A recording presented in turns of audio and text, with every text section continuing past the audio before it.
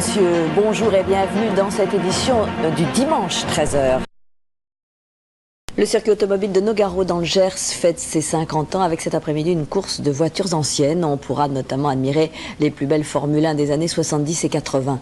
Pascal Michel et Paul-Étienne Zahn sont sur place. Ce sont elles, les grandes vedettes du 50e anniversaire du circuit de Nogaro. Des voitures de légende conduites par des pilotes de légende. Une Formule 3 que Alain Prost a conduite en 1978 et avec laquelle il a remporté sa première victoire à Jarama. C'est une voiture qui a parcouru en Grand Prix en 1982 avec à son volant Jean-Pierre Jarrier.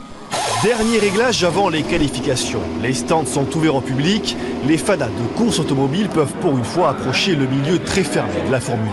C'est bien parce que sur le circuit en Formule 1, on ne peut pas, donc voilà, là au moins on peut bien s'approcher, le fiston il est content. C'est des grands pilotes et c'est dommage qu'ils ne soient pas là, quoi. Ça serait la cerise sur le gâteau. Depuis hier, Nogaro voit défiler sur sa piste 50 ans d'histoire du sport automobile français.